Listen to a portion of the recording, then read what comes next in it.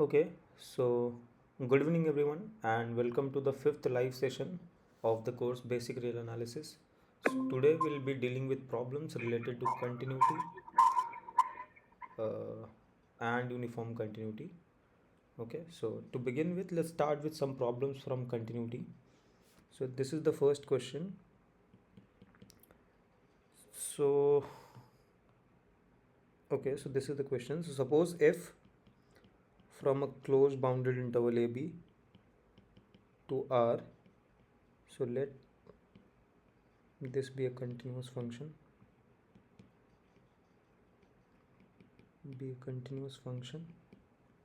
okay, and suppose there are endpoints, suppose x1, x2, xn. Suppose this belong to the interval ab, okay, then prove that there exists a point, or there exists c in this closed set ab such that f of c is equal to this value.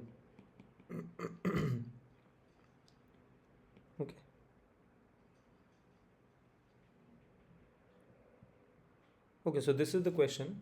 So can you tell me how to attempt this problem?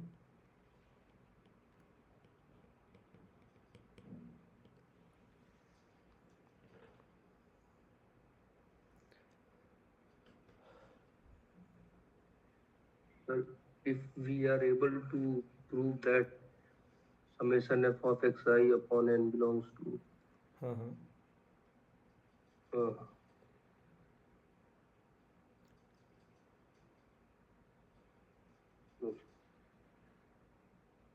So what do you want to show? That this term, function is from closed interval to r. I want to use intermediate solution. yeah, you are correct actually. So you will have to use intermediate value property, right? So Yes. can you think of a way how to apply this?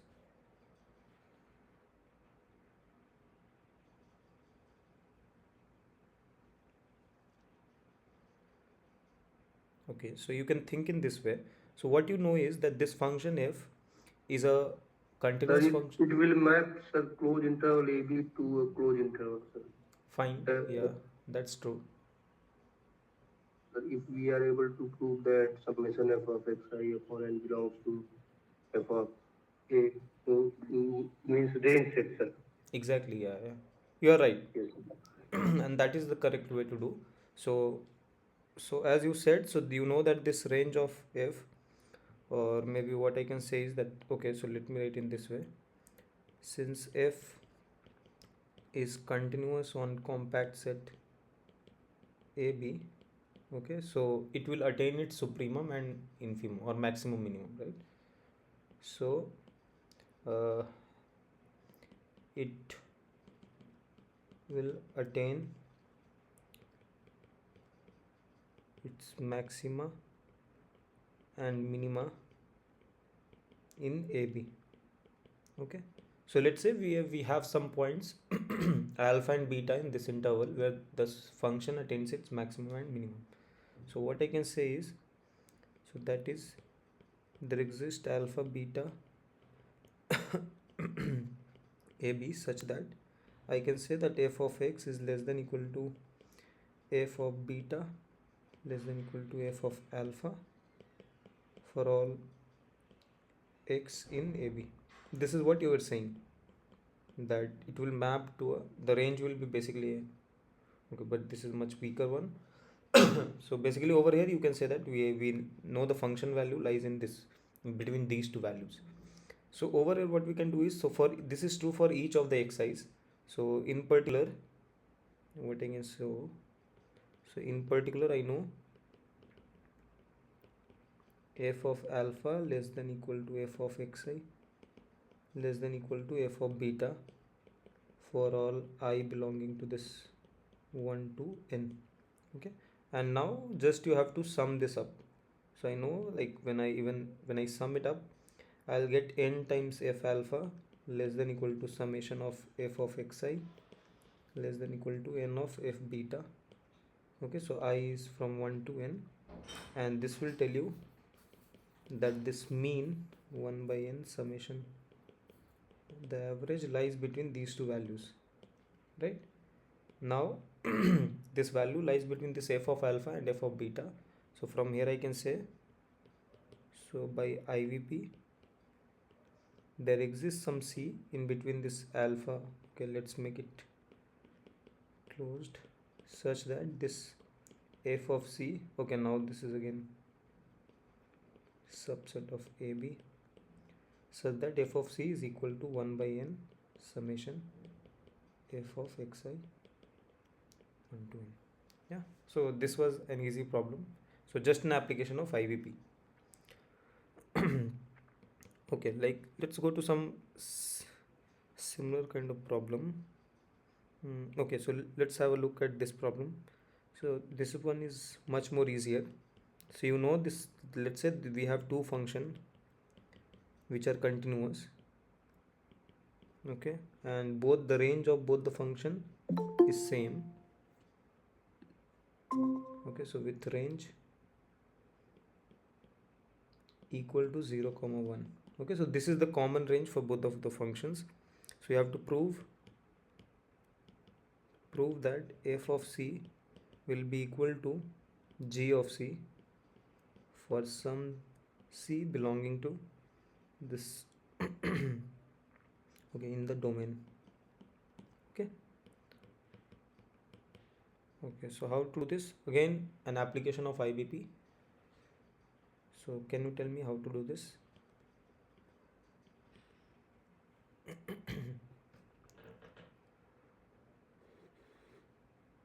If we construct function hx is equal to f of x minus gx.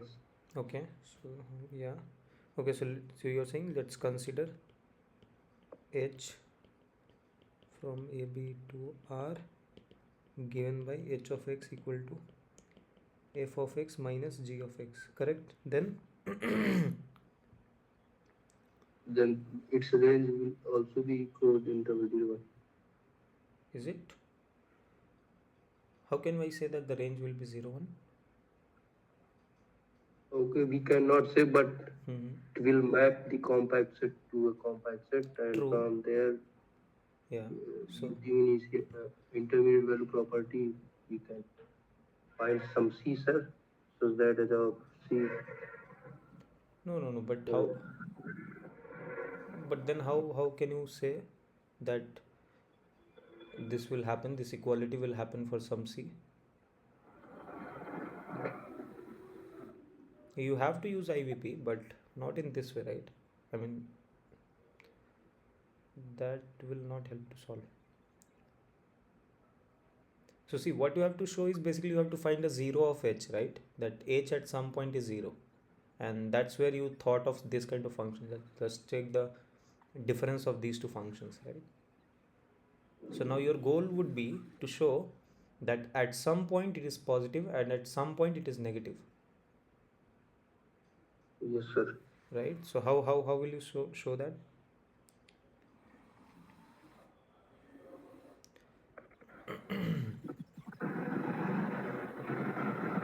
Can you think of some way of proving it?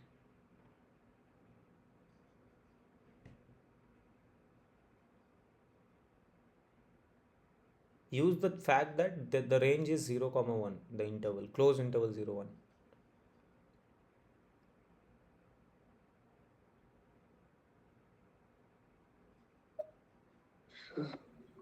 Okay, Sir, so there will be some point where f will assume 0, sir. correct, yeah. And there will be some point where g will assume, sir, 1. True. So And also they will attain their maximum and minimum, sir. that is true, but how do you conclude that h will be positive at some point and negative at some point?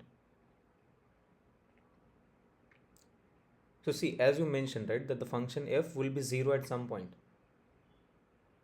Okay. Yes. Now, as you said, that suppose this function is 0 at some x equal to c or alpha, then automatically this is a negative value, right? Because g is anyway positive, non-negative. It can be also zero, na? G can be If it also is 0, zero. then we are done, right? Yes, sir. If it is Right, 0, sir. then we are done. Then we don't have to do anything. So we have to Yes, sir. worry Yes, where sir. both are not 0. Then in that sense, we'll say that it is strictly negative. Okay, Mm. so this would be the solution. So since this range of f is equal to 0 1, so there exists some alpha in AB such that f of alpha is equal to 0, and h of alpha would be minus of g of alpha, which I know this is less than or equal to 0. Okay, if it is equal to 0, then we don't have to worry at all. Now so here we have found that h is non positive. Now I have to find one more point where it should be non negative, right? Now here I can say that g will vanish at some point, correct? So once I make g to be 0, then I know that f is non-negative function. So again,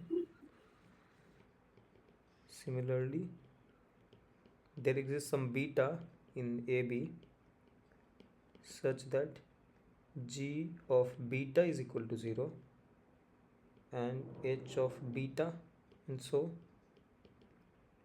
if I calculate h of beta, that will be f of beta, and this I know it is greater than equal to 0. So again, so by IVP, okay, so this is again a continuous function that I know. Okay, so there exists some c in this okay. I cannot write, so there exists some c between alpha and beta such that h of c is equal to 0. So this is by IVP, and this will tell me that f of c is equal to g of c. Okay. Okay, so this solves this problem. Yeah. Okay, let's go to one more problem.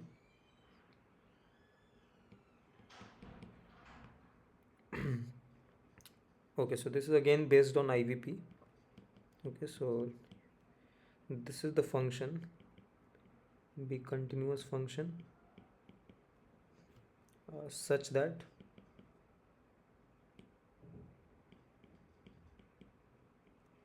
f of 0 is equal to f of 2. So prove that there exists some point c in 0 comma 1 such that f of c is equal to f of c plus 1. Okay, so can you think how to prove this?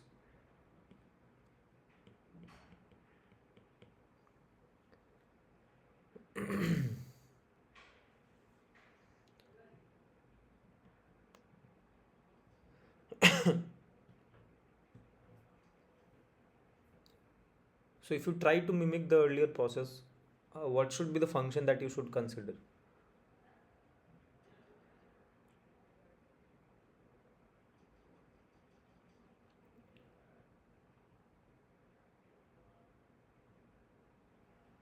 F of x minus f of x plus 1. Correct. So again, let's consider this function. Consider the function h from 0 to okay, but I cannot consider from 0 to, right? Because then it won't be defined. So let's restrict our domain to 0 1. 0 to 1. Yeah, to R such that h of x is equal to f of x minus f of x plus 1. Correct? Okay, so now now again you have to do the same process. So you'll have to show that this function is positive at some point and negative at some other point. So can you think of some way how to do this?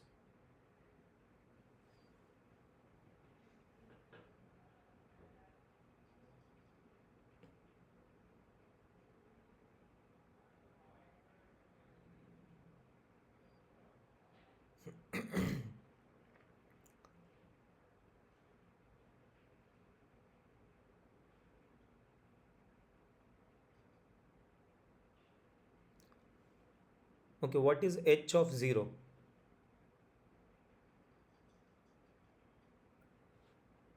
F of 0 minus f of 1. Okay, and tell me what is h of 1? 0. So 0. f of 1 minus f of 2. So f of 2, you know it's equal to F of 0. so this tells you this is minus Okay, of, sir. you got it? Yes, sir. Yeah, so this tells you that if this is positive, h at 0 is positive, then the other one is negative. If the first Okay. one is negative, then the other one is positive. So basically what I can say is that how should I write? So maybe so okay, so h of 0, okay, so let me write in this way, that since h of 0 times h of 1 is minus of f of 0 minus f of 1 square, which is negative value. Okay, it can be equal to 0 as well, but if it is equal to 0, then we are done with the, because that would imply that h of 0 is 0, and hence we are done. So okay, so let me, so h of 0 h of 1 equal to 0 implies f0 equal to f1. So this proves it. H of 0 h of 1 less than 0 implies there exists some c. Okay, so how should I so just h of 0 implies h of 1 less than 0 implies h of 1 greater than 0. So by IVP there exists some point c between 0 comma 1 such that h of c equal to 0, and this would mean f of c equal to f of c plus 1. Okay. Okay, so now I think now there should not be any question. Okay, now we are done with this IVP problem. Let me see, I have one more easy continuity problem probably.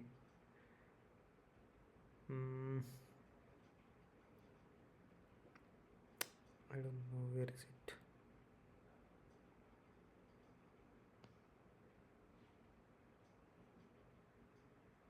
Okay, I don't know.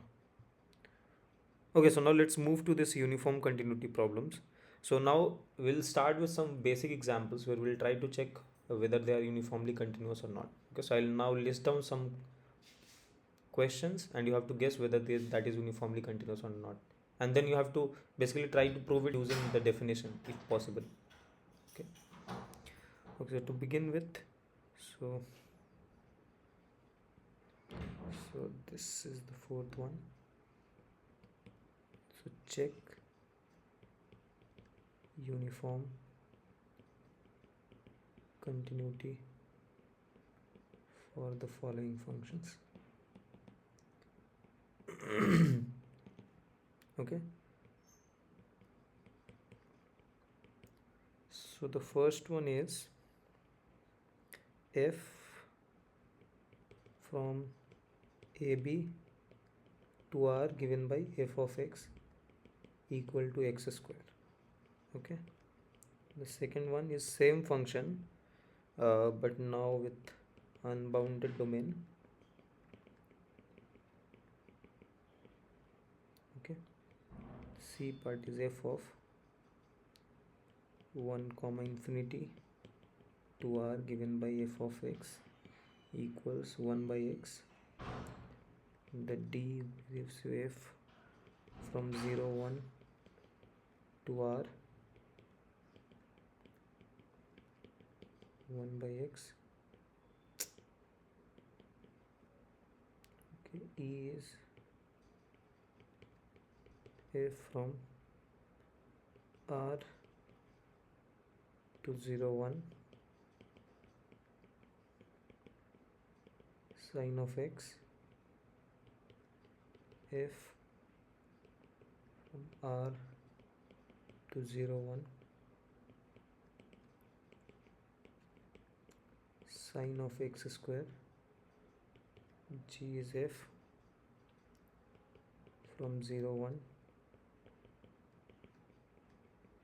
given by sine of 1 by x. Okay, so these are the function that we'll try to look on and check whether it's uniformly continuous or not. Okay, so to begin with, let's start with the first one. That's the most easiest one probably in this section. So can you tell me about the uniform continuity of this function? Yes, sir, it is. It is. So Yes. so how do you conclude this? Using the fact that AB is compact, is it? No, sir, by sir sequential criteria, sir. Okay, so what's the sequential criteria for uniform continuity?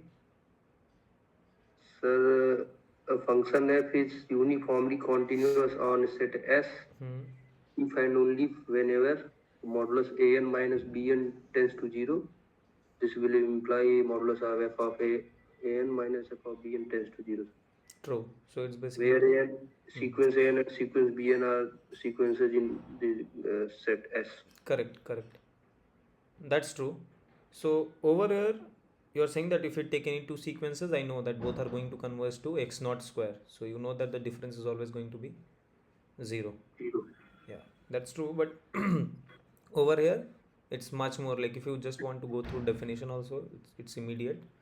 And also you know one result that if you know that a function is continuous and if it's defined on a Yes, compact sir. set, that is uniformly On continuous. open interval AB, then f is uniformly continuous on open interval AB if and only limit extends to a plus Correct. of f of, yes, True. Yeah, both exist separately. exactly. So in particular, if your domain itself is a compact set and you know that the function is continuous on this compact interval, that means that the limit exists, and hence you can Yes, conclude that it will be uniformly continuous.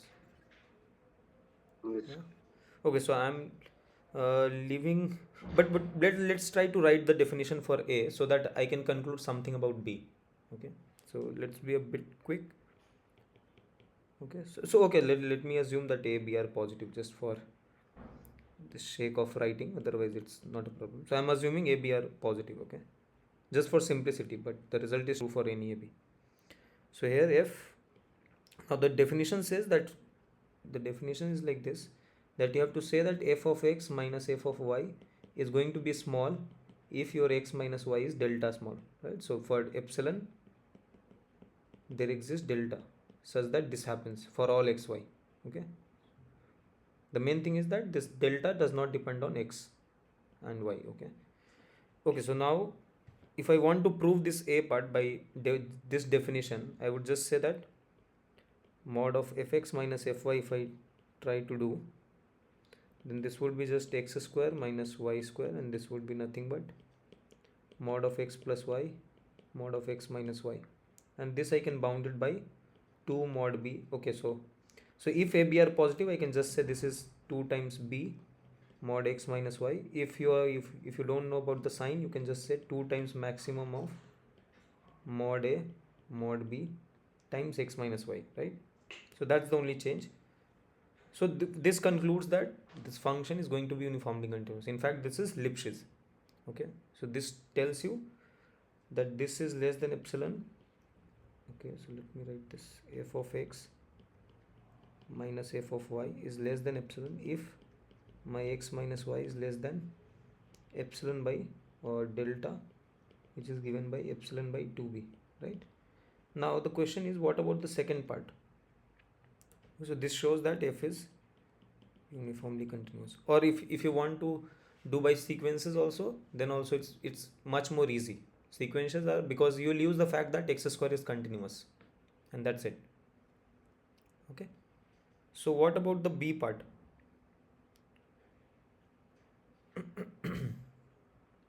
How to deal with the B part?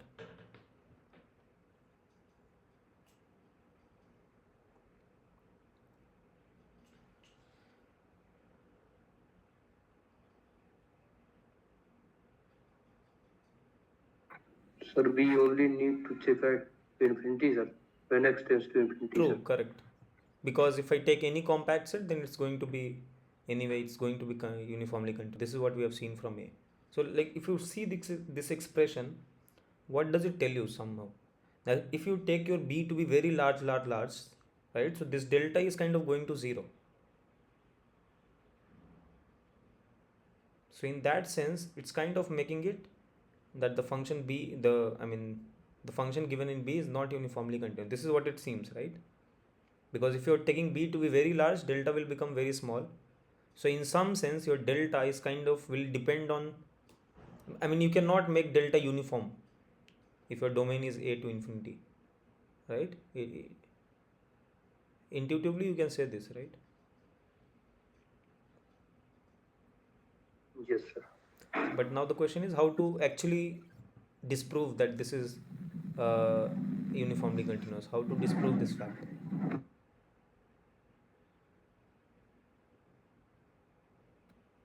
So if we are able to find two sequences, Okay, yeah. Okay, if you want to go through sequences, yes. whose difference converges to 0, but f of True. that So difference does not converge to 0, sir. okay, so if you want to go through sequences, let's try to find two sequences, right? And that will, okay, so if you get the sequence, you will get this from this definition also, you can say. Okay, so let's go with the sequence in this problem. So can you give me two sequences?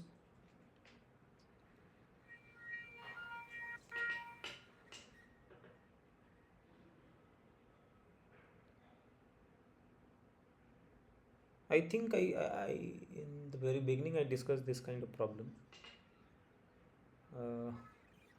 I think I have anyway. So what if I take, so you, as you said that the problem is at infinity, so we'll have to try to find a sequences and two sequences which are going to infinity, right? And the difference should go to 0 of those two sequences, but when you evaluate it on the function, it should not go to 0. So can you think of, so clearly if you take n, so suppose if I take xn to be n and n plus 1, okay, so let's try to begin with this. Sorry. So if I take xn to be n and yn to be n plus 1, okay. So in this case, will not converge to 0, sir. yeah. So now can you recall that I said something? So what if I take a square root? Yes, sir. Yeah. It will converge to 0, sir. Yeah. So my guess would be, so take xn to be root n and yn to be root of yes, n. Sir. Then this will work, sir. Yeah, you got it? This will work, sir. Yes, sir. Yeah, so this if you take mod of xn minus yn, this would be root n plus 1 minus root n. If you just multiply by root n plus 1, 0, sir. so it will be 1 this by, will converge to 0, sir. yeah, this will converge to 0. So this is what you get, and now you can say this is less than 1 by root n or whatever. Now this tells you that this xn minus yn goes to 0 as n goes to infinity, okay, but f of xn minus f of yn, if you calculate, it is going to be 1, right? Yes. So this tells you f is not uniformly continuous. Okay, so this is using the sequential criteria, but you can directly work with the definition and using the intuition what I said. So see, this is based on this kind of intuition that if you're taking b, your domain to be very large, then your delta is becoming very, going to 0 sort of thing. Okay, so in that sense, so if you choose your x, so I'll just choose x to be root n, okay, and y to be root n plus 1, okay. Then as shown above, that x minus y I can show, okay, let me write explicitly what it will be. So as I mentioned above, it will be 1 by root n plus 1. Okay, so let me write directly 1 by root n, and I know this is, I can make it less than delta.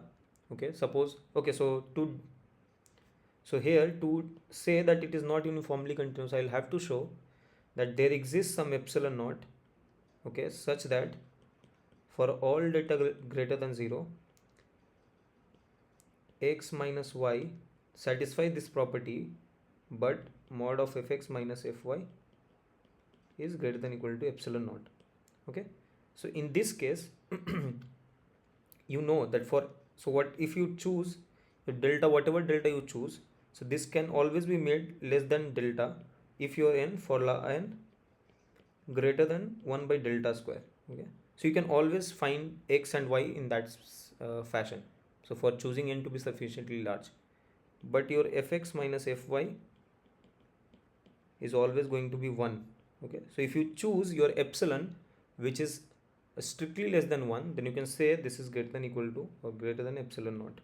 So for epsilon, so choose, maybe I should write initially, choose epsilon naught in the domain or in the interval 0 1.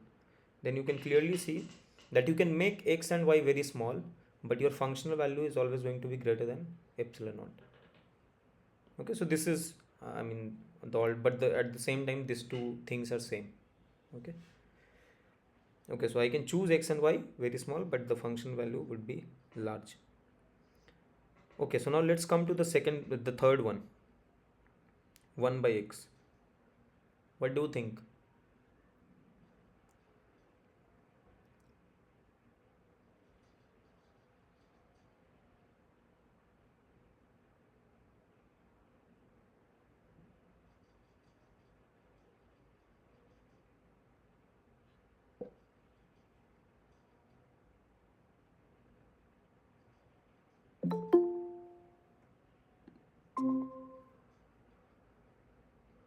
What do you think about the C?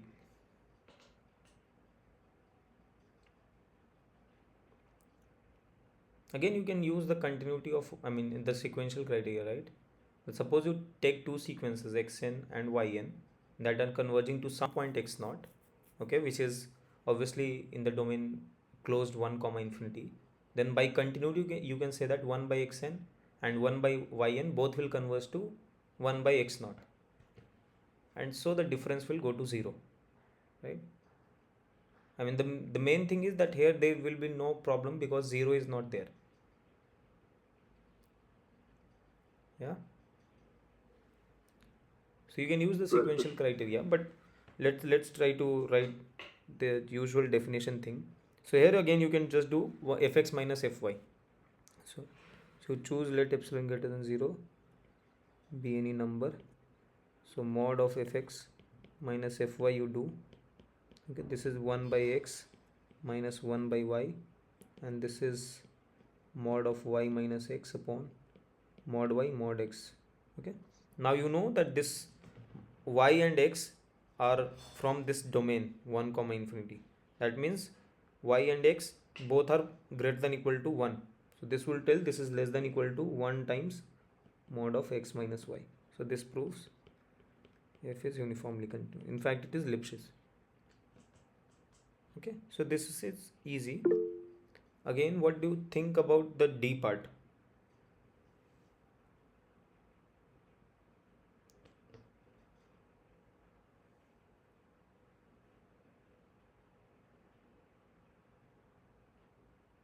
Sir, it is not, sir. It is not. So again, can you give some, okay, whatever you like, either sequences or just 2 points? 1 by n, 1 by n plus 1. 1 by n and 1 by n plus 1. 1 both are going to 0, but can you Yes, take, sir. because 0 is not the point in this domain, so can you give that argument? Because generally you said that xn, okay, so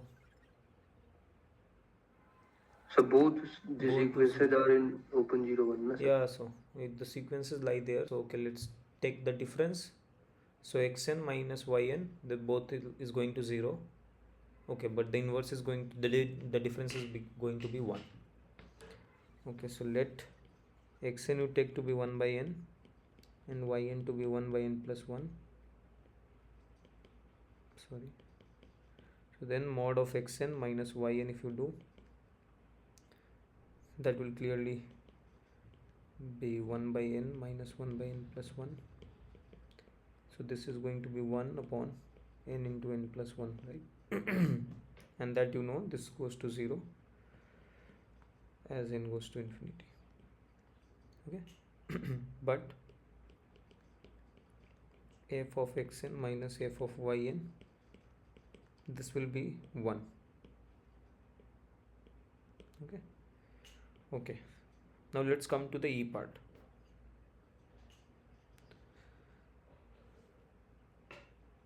What can you say about this?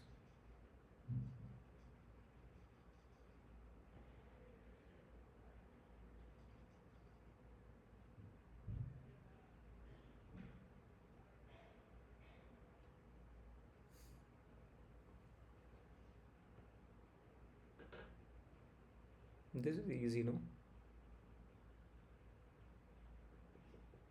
You see, It is uniformly continuous, but how do you like to prove it? the Lipschitz function. Yeah, that also you can say. So we'll have to show that it's Lipschitz, right? Okay, so let's just try to prove it. So We for need to show that this is Lipschitz. uh-huh. The mod sin x minus sin y is less than or equal Exactly, to yeah. mod x minus. Yes, sir. So how would you show mod of sin x minus sin y? Mod x minus y. How? How means, sir? So you're saying this directly. Yes, sir. Why is it so? So are you using mean value theorem and all those stuffs? I know this fact, sir. Okay. Yeah. This one is trivial only. It's not too difficult. So you can either use just sin C minus sin D formula. Okay. And then you will get something in cos. So I think 2 should be there. Cos of x plus y by 2, and then this kind of thing, x minus y by 2. And then you know that cos is bounded by 1. So 2 times, and sine, now you can use that sine of x less than equal to mod of sine of x less than equal to mod of x. So using that you will get this is less than mod of x. Okay, so this would show that f is uniformly continuous. But what about the next part, sine of x square?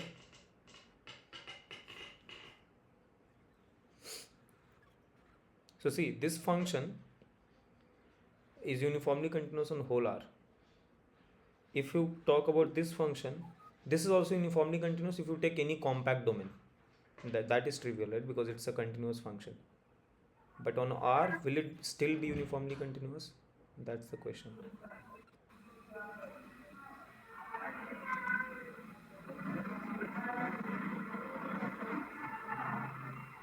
So, can you think some relation between this one and this one? I mean, this is composition of x, I mean sine and x square, right? Yes, sir. So, using that, UP, sir. it is UC you are saying. Yes, sir. But we Because showed that x composition. square is not uniformly continuous on this domain, a to Oh, yes, infinity. sir.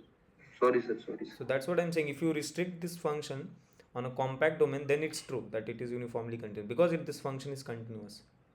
So that's no issue. Yes, sir. But on whole R, it won't be. Okay. And I'm saying that the motivation or the how to disprove it, you can use the fact or the proof how you showed that this x square is not uniformly continuous. So it took the help of root n, right? Root n and root n plus 1. The same thing can be done here. Just you add pi, that's all.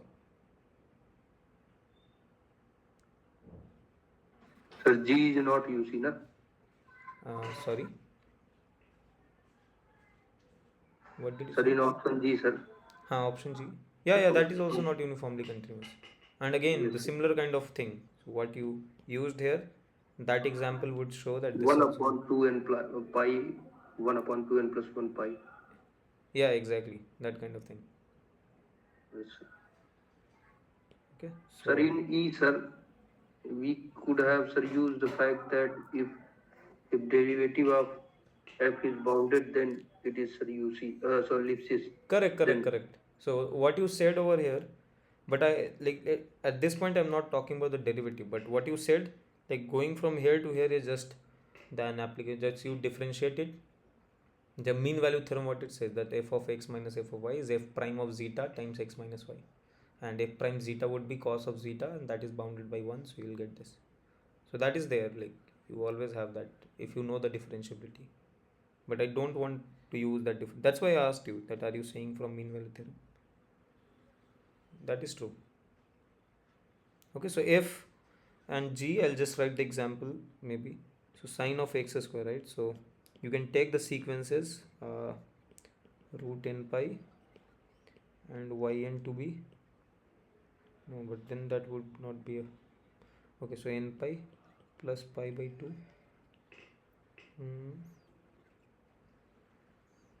well, let's make 2n pi plus pi by 2. N pi plus pi by 2 is also fine, I guess. So here xn, oh sorry, no, it's fine.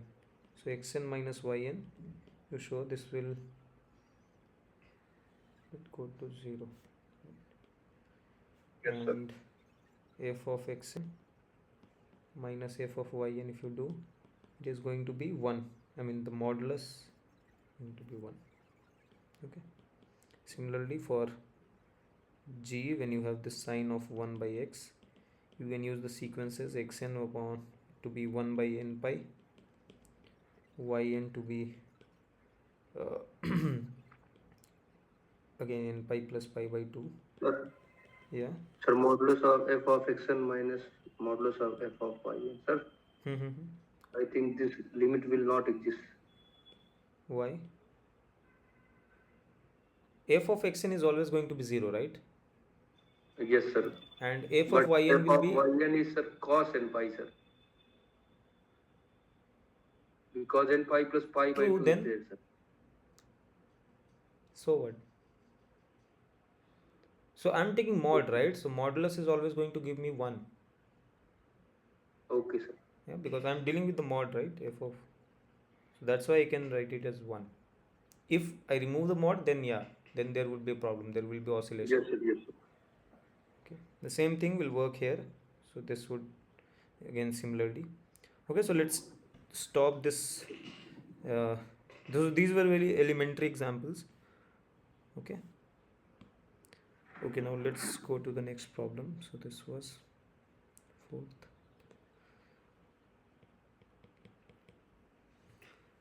Okay, what else? 5th.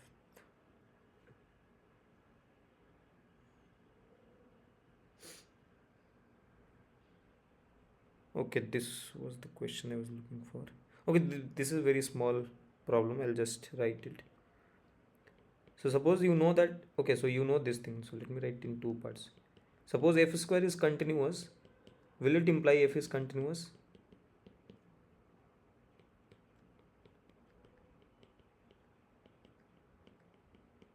What do you think?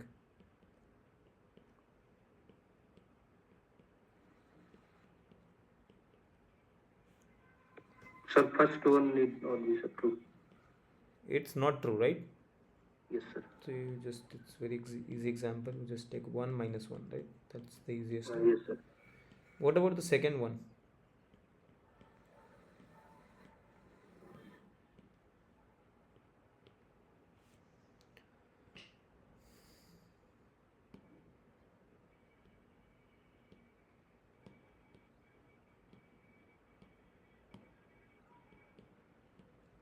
Sir, I think it should be true, sir.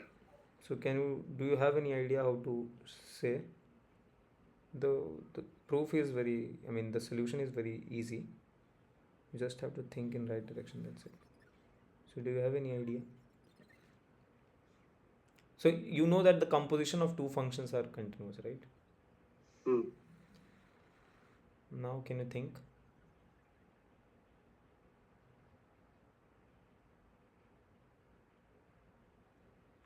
So you know that this, let's not. Sir, if we take f cube as composition of f square. No.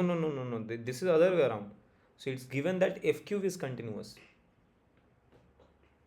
What you are saying is from if f is continuous, then you can think of f cube as it's just the multiple of, I mean multiplication of f, and then you can conclude f cube is continuous. Or if you want x cube, if you compose with x cube, then you are concluding that f cube is continuous, right? So to conclude f is continuous, you have to use this function. Okay. Yes, sir. Then you can write f is nothing but g composed f cube. Okay, and you know this is continuous on R, so this will imply this is continuous on R. Okay. Okay. Sir, G, sir, need not be defined on R, na, sir? It is defined on R, right? Alright, see, what is this? H of x equal to, okay, h from R to R, x going to x cube. This is a bijective function, right? Okay, let's not say. Using that I cannot say. Yeah, Bijective, yes, sir. this is bijective. bijective. So inverse is what? X to the power 1 by 3. Right, so it's well defined. The only thing, okay, so since you have mentioned it, I should add one thing. Let's see, x cube, I mean, this cube is kind of, so you know that nth root of unity kind of stuffs. Yes, sir, there will be, sir, one real root, sir. Yeah, so I am talking about the real roots, that's it. Yes, sir, yes. So otherwise, you know that if I take one cube, so this, you know, this is 1 omega omega square, this kind of thing. So I'm just taking 1. So for Yes, sir, any one, x yes. to the power 1, I'll get x, sorry, if I take x cube 1 by cube, then I'll get x omega and x omega square, but I'm restricting my whole thing to R. So if you want, I can mention the domain and range to be more correct.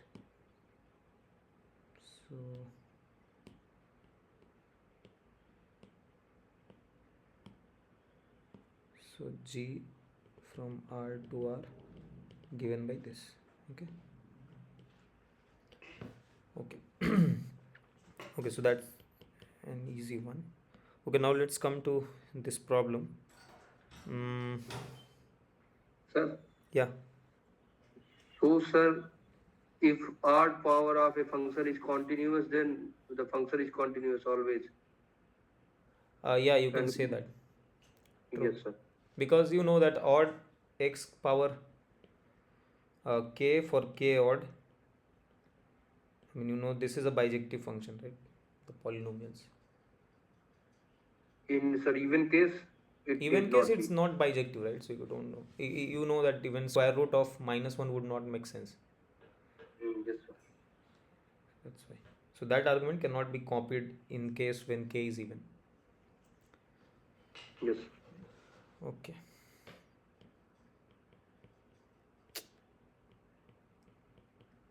Okay. So, okay, so this you already mentioned probably. Okay, so let's leave. I'll just write it, but we'll not go to the solution. So let f from AB to R be continuous, then f is uniformly continuous on AB if and only if limit x going to a plus of fx and limit x going to b minus of fx exists, right? Okay, so let's not go into the proof since you already know this. Okay, let's come to this problem. Okay, so okay, let me write, then we'll come to it. So let f be a continuous function.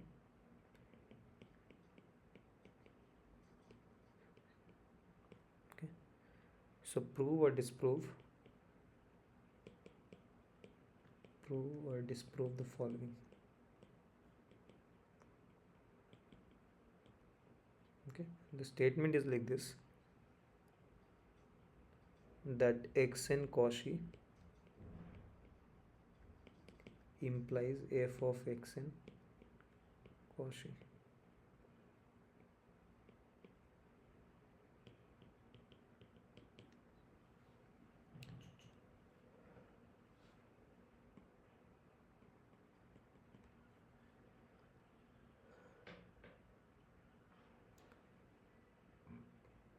What do you think?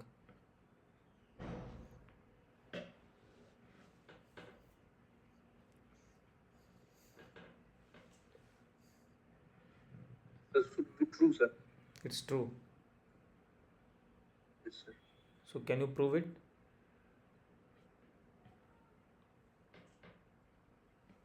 Sir, since f is continuous, then we can take the limit, sir, within f, sir. Okay. Then, sir, limit will limit of sequence fx Okay, will I exist. think I understood your Convergent. so okay, let me write what you're saying, then we'll try to agree. So you're saying that xn is Cauchy, so this would imply xn is convergent, right? Convergent, yes. And then you will say that f of xn is convergent. Yes, sir. And then you will say that f of Is Cauchy. xn is Cauchy. Okay. But the point is, this is convergent where? We are taking in R, na? No, the point is that suppose let's say the domain is D. So you say this is Cauchy in D. Yes, sir. So this is the point, that the function is not defined on whole of R. You don't know. And that's why I was asking you. So when we are dealing with 1 by x function, okay, so it was defined in, where is this? Okay, this one. So here I said this function was from 0 1 to R. Here you took xn to be what? 1 by n, and yn to be 1 by n plus 1. Okay, and then that's why I was asking that xn is not going to 0, but 0 is not in the domain. So I'm saying that the argument what you are giving, so let's try to apply it here. Okay, xn equals to 1 by n is convergent in R. So it's Cauchy, okay, Cauchy in the domain 0 1. But that does not mean that it is convergent in 0 1, because 0 1 is not a closed set. Sir, Cauchy means, sir, every convergent sequence conversion in that domain, na? No. That's true when the domain is closed. Okay, in R is a complete space, right? Complete. What do you say? Complete. This is the property that R is a complete, and there you say that every sequence is Cauchy if and only if it is convergent. You have this equivalence thing, which is true even in Banach space what you define. But what I'm trying to say, when you come to a subdomain or subspace, yes, it's sir, not there R, might be then some problem, sir. you need Yes. some compactness kind of thing, right? So there you cannot conclude. And that's why this closed set, how do you define closed set? That if a sequence you take in that set, if the limit is also in that set, then only you say that the set is closed, right? Yes, sir. So can you think that how your argument is failing?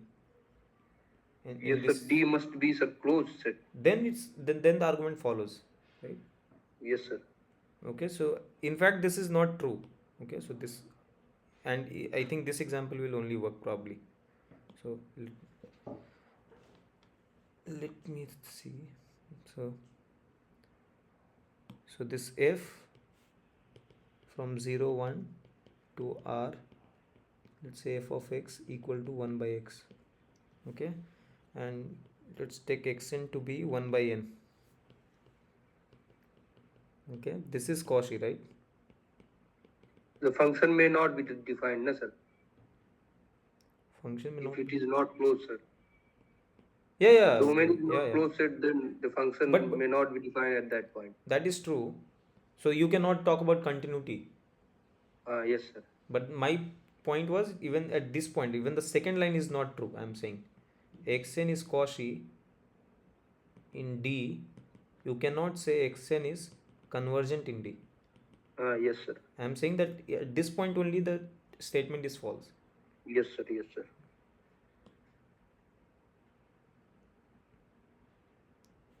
Okay, so you can clearly see this is Cauchy, but f of xn you can see that it is unbounded. But f of xn, which is equal to the sequence n, is divergent. Okay, so it cannot be Cauchy. Sir, what if we take uniformly convergent, sir? Exactly. Uniformly Then, continuous, you are saying. sorry, uniformly continuous, then it Exactly. will In be, that sir, case, it will be positive. true, right? So okay, this is Yes, the sir. next question. Okay. So let f from some domain of R to R be uniformly continuous, and let xn be any Cauchy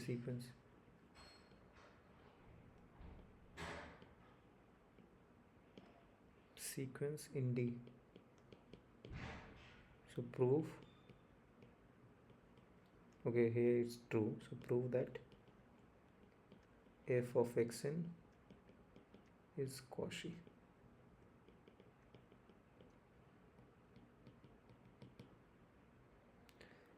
Okay, so how do you proceed?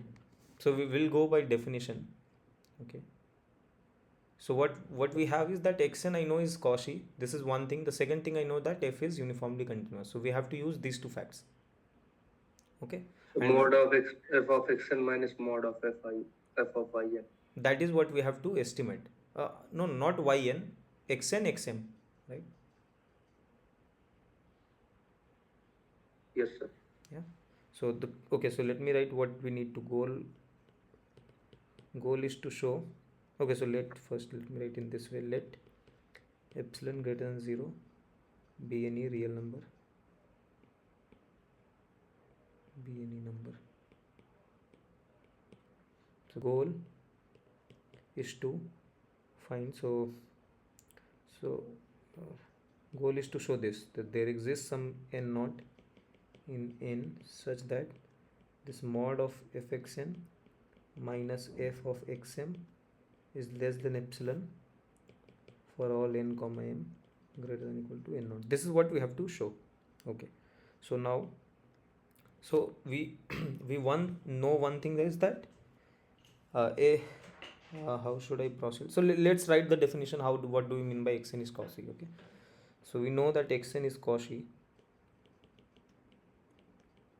Cauchy implies that, so for this epsilon, what epsilon we have implies there exists some n naught. Okay, should I write n naught? Let me write there exists some n in n such that xn minus xm is less than. Okay, so Right on. how should I proceed? So let me first write the definition of uniform continuity, then I think it would be better, because I need to make it less than delta. Okay, so for that I need to be sure about some delta. Okay, so let me say, since f is uniformly continuous in D, so there exists delta greater than 0 such that f of x such that for All epsilon x comma positive. y belonging to D,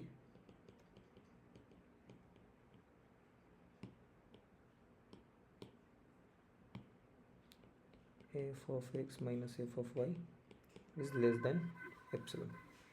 So let's say this is star. Now for this delta, xn is Cauchy. So this implies for delta greater than 0 there exists some n delta in natural number such that mod xn minus xm is less than delta for all n comma m greater than equal to n delta. Okay. Okay. Now I'll use this star over here. So this would imply that mod of fxn minus f of xm is less than epsilon for all n comma m greater than equal to n delta, and this is what we wanted to prove. So let me write n only, n naught. Okay, so this is what we wanted to prove. Sir, how you got n comma m? How do I got? How you got n comma m? How you included here n comma m, sir, in last step? No, what does it says? That xn minus xm are closed, delta closed, that fxn minus fxm is epsilon close, right? Yes, sir. This is clear, sir. But how you included here n comma n? You're saying this one. Yes, sir. No, this is obvious from the last line, right? So I am saying that this is less than delta for all nm greater than n naught. So correspondingly, I'll say that f of xn minus f of xm is less than epsilon. The sequence xn is, sir, is Cauchy, sir. Is it given, sir? Yeah, this is what is given, right? That for every Cauchy sequence, your f of xn is also Cauchy. Yes, sir. Yes, sir. And Nice. I mean, this is what you wanted to prove. Here it was said Yes, that sir. xn Cauchy. Clear, sir. Clear. Yeah. Okay. Okay. Okay. Okay, so let's go to the next problem.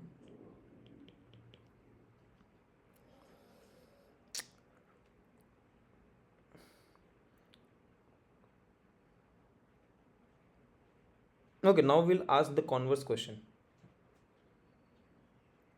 Okay, so this is the question is that if for every sequence, Cauchy sequence, if your f of xn, suppose xn is Cauchy, then if you know that f of xn is Cauchy, can you say that your function would be uniformly continuous? Okay, that's the question. So I'll now write down two statements, so you just try to think about it. Okay, so the question is that let f from R to R be a function such that f of xn is Cauchy for every. Sir, uniform continuity is a property of a domain, na, sir? Yeah. It's not a pointwise property. True. Yes, sir.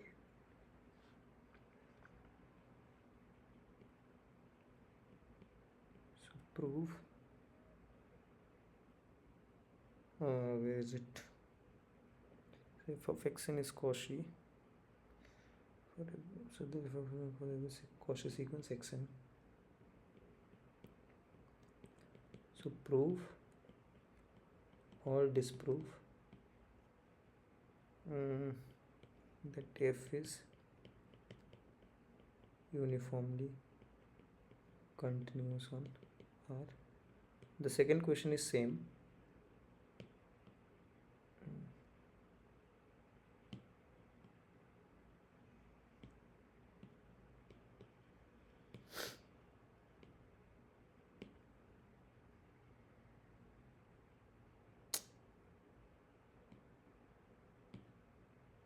So prove or disprove f is continuous.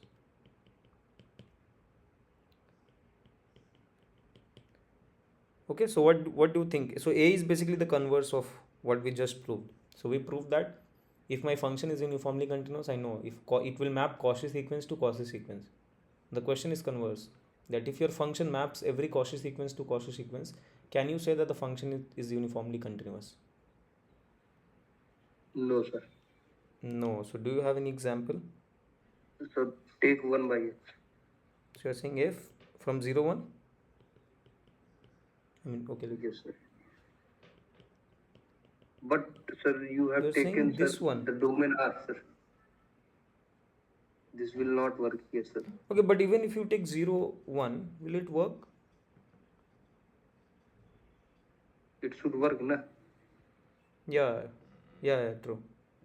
So it will be a Cauchy sequence. If we take, sir, e to the power x, sir. Correct. Hi. If we take e to the power x, then it will be defined on R, but it is not uniformly continuous. True, that we can take. Okay. So if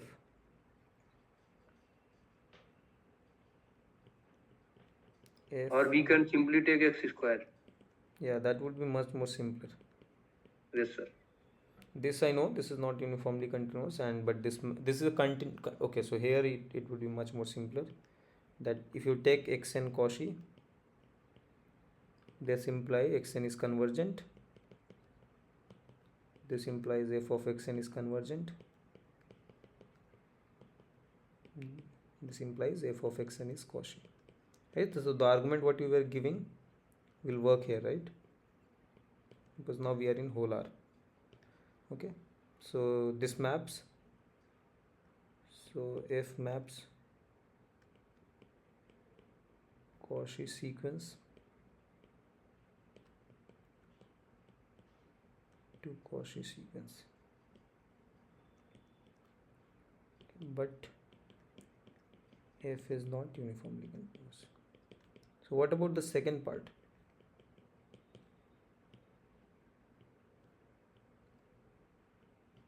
So can you say that the function will be continuous?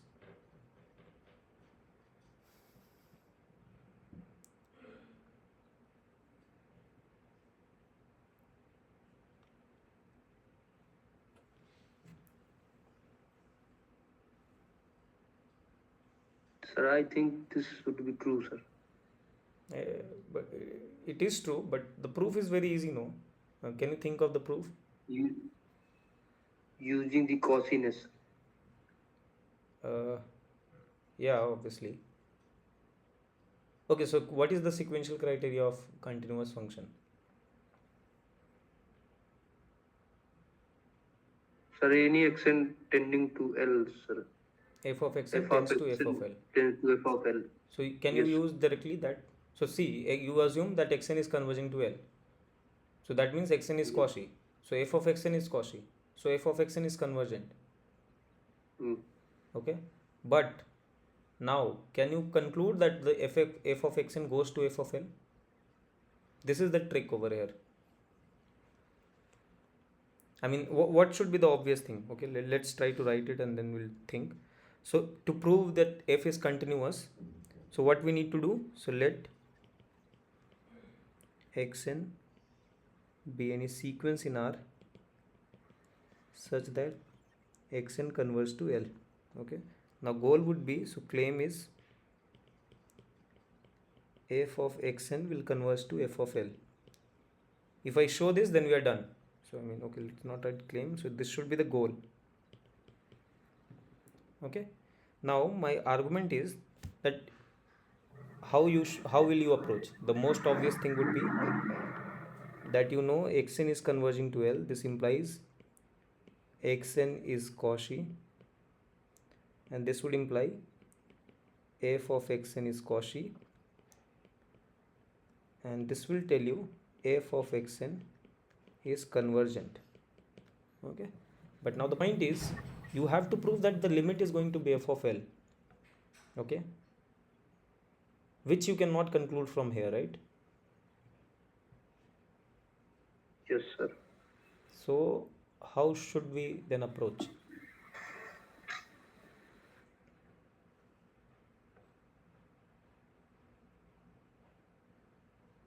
The proof is, I mean, it requires a very small trick, but it makes the process simple very much. I think we have to break in two parts. Two parts in what sense? Like, sir, modulus xn minus L is less than epsilon, and modulus xm minus L is less than, sir, like this.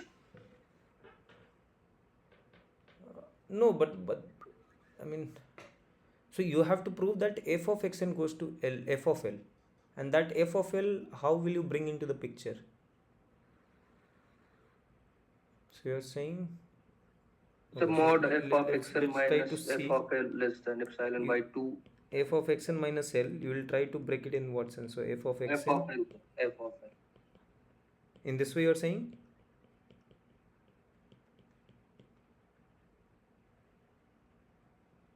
Are you seeing this thing? F of L, sir. Oh, sorry, f of L. Yeah.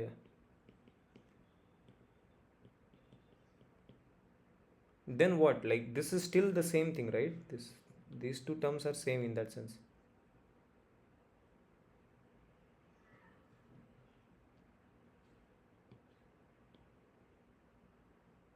Yeah. Yes, sir. So the trick is this. Okay, so this is obviously this is not going to help. So what you can do is, so you have a sequence. So now we'll try to break into subsequence. Okay. So using this xn, I'll try to construct a new sequence. So I know xn is converging to L. So I'll build a sequence yn using this xn. Okay. So the sequence yn will be in this way. So yn I'll write it as it is equal to xn if n is even, and it is equal to x if n is odd. Now it's done. So now you know that this yn is also converging to x. Sorry, L. What did I write? Yeah.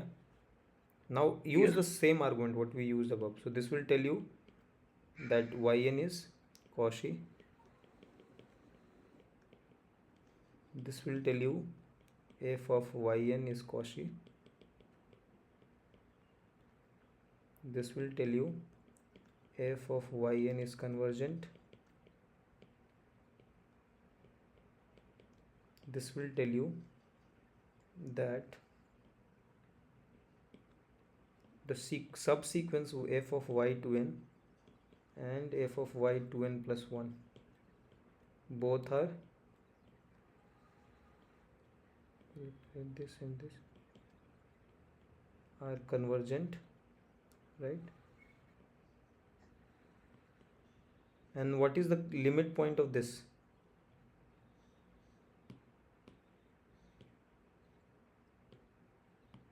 F of L. Right? This implies limit of f of y to n is equal to limit of f of y to n plus 1, and this is equal to f of L, right? Because y of 2n plus 1 is But L. sir, f is we are going to prove, sir, f is continuous, na? Yeah. Convergent to same limit, but why it is, sir, f of L? Because we are not using, sir, if we do not use continuity, then how can you say that it will convergent to f of L? What? I didn't get. Sir, the third implications are found, sir. No, I'm not saying it will converge to f of L till here. I'm saying that both will converge to, are converging to the same limit, right? Yes, sir. Now what is f of y to n plus 1? It is a constant sequence, right? You see, y of 2n plus 1 is L. Yes, sir. Yes, now clear. So that's the trick. So basically, you take this odds terms, and that is a constant sequence. So that is equal to f of L. That's it. Yes, sir. Nice argument, sir. So this is a nice trick. Yes, sir. Okay. Okay, let's proceed further.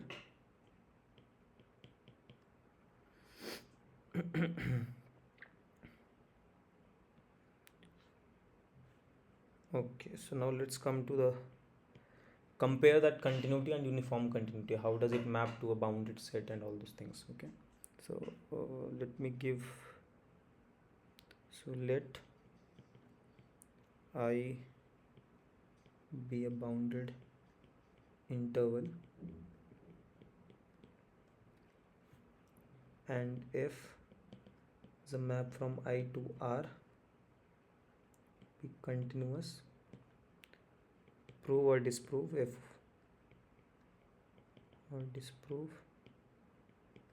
f of I is bounded. The second one is let I be a bounded interval and f from I to R be uniformly continuous. Prove or disprove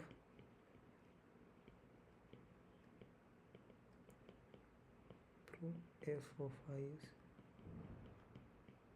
bounded. There is one more problem.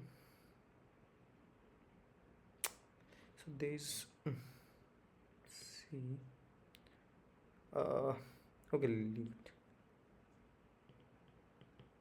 Okay, so what do you think?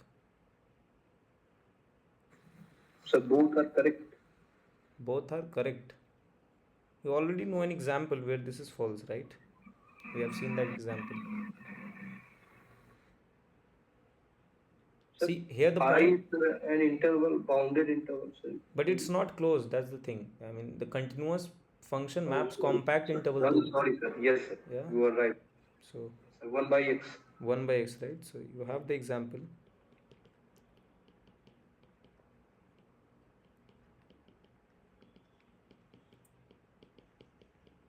Sir, B is correct, sir. B is correct. So how should we prove it? So we'll prove it by contradiction, okay? So let's assume that it's unbounded, and then we'll try to get a contradiction if possible. Let's try to think, okay? So we'll use the fact that it is uniformly continuous, and then we'll try to get a contradiction, okay? And here we'll try to use the property. So we have proved one equivalent criteria, that if your function is uniformly continuous, then it maps Cauchy sequence to Cauchy sequence, right? Where is that? This one, right? Yes. So we'll use this property. This will make simpler the argument. Okay, so let's try to do that. So suppose, if possible,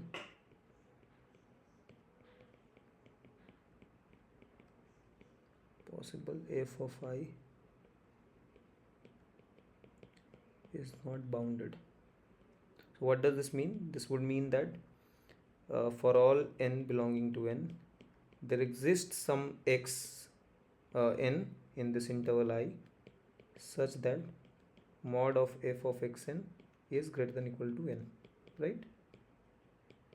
Okay, so this is what unbounded means. Okay, now xn is where? Xn is in I. So xn is a bounded sequence, right? Yes, sir. So what does that mean? Sir, it has a limit point, sir. In I. No. Xn is bounded means, okay, yeah, I mean, in that sense, okay, you can say that basically it will have a subsequence which will converge to some limit point. Means it will have also a limit point. Yeah, exactly. That's what I said. Yes. Yeah. So we'll use that property. So now xn belong to I implies that the sequence xn is bounded, right? Since I is bounded. So this would imply there exists a subsequence. What is the theorem name? The Bolzano-Weierstrass. Right? Yeah, so there exists a subsequence which is convergent.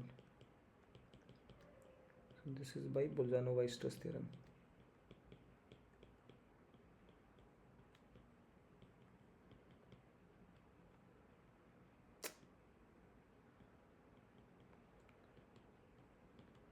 Okay, now this tells you that there exists a subsequence which is convergent. So that means in particular it is a Cauchy sequence. This implies xnk is Cauchy, and this would imply f of xnk is Cauchy. So this is by what was 8 problem, right? By question 8. Okay, because since f is uniformly continuous. Okay, now this is Cauchy would mean, so okay, now f of xn is Cauchy. That would mean, and okay, so this is one thing, this is 2 also, from 1 Convergent and bounded. exactly. So from there only you can say, but like you can directly, if you want I can add one line, but you can clearly see that this tells you that f of xn is unbounded, so it cannot be Cauchy. Basically that's what it says. So if you want, yes. let me write one line. xnk is convergent in R and hence bounded. So this contradicts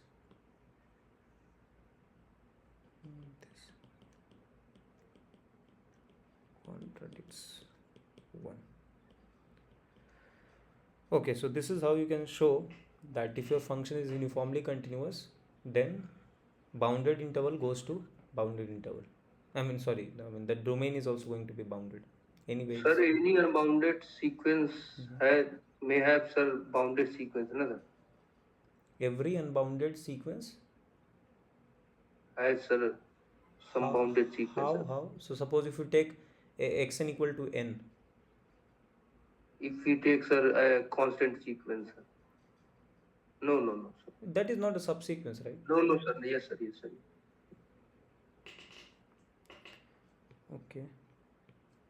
Okay, sir. Okay, now let's move to the next problem.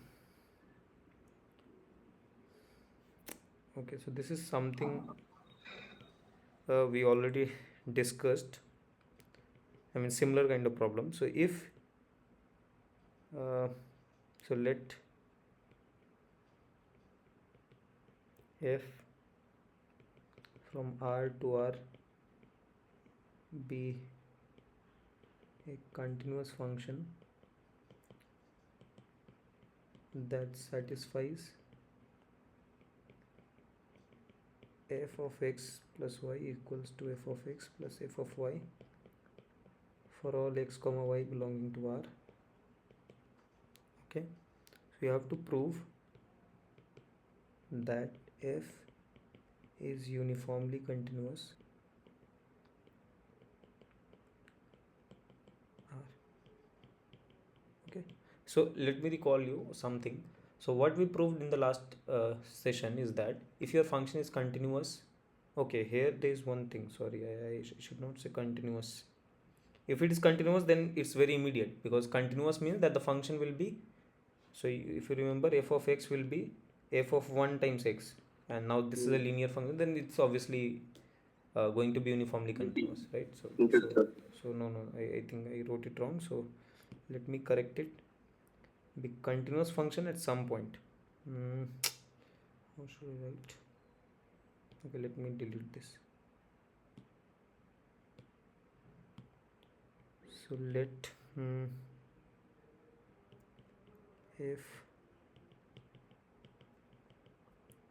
be any function such that, so it has two properties. The first is this one,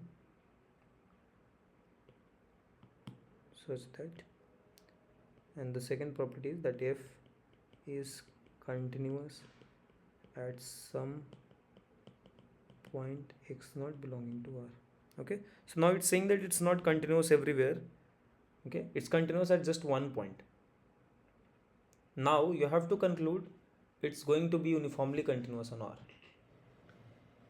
Okay, so just try to think a bit. I'll just come in 2 minutes. Okay.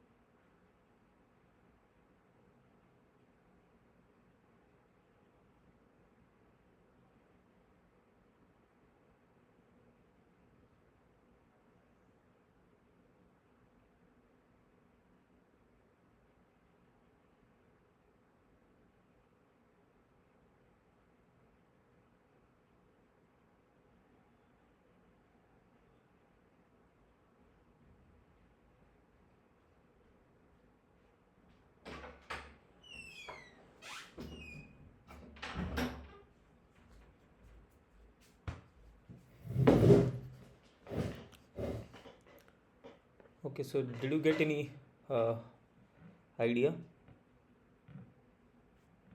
So see, this is much more stronger, right? So I'm saying that even if you remove uniform continuous, you have to show that it is continuous everywhere if it is continuous at one point. Okay. Okay, so first let me write Okay, so for uniform continuity, what do we need to show? Let's try to think on that. Okay, then we'll try to figure out how to do it. So the thing is,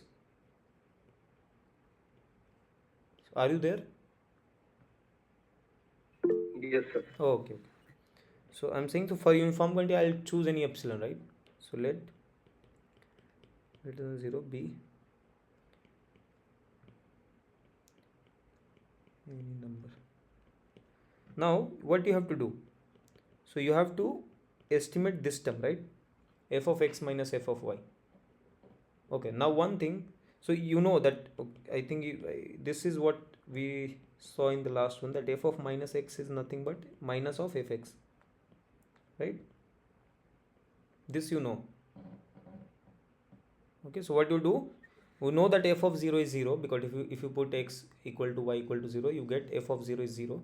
Now you put y equals minus x, then you will get f of x plus f of minus x will be 0. So from there you get f of minus x is minus of fx. Okay, so now using that, I can write this as f of x plus f of minus y, and this is nothing but, by additivity I can say this is f of x minus f of y. So I have to show that this is less than epsilon if x minus y is less than delta. So can I say it's kind of showing continuity at 0?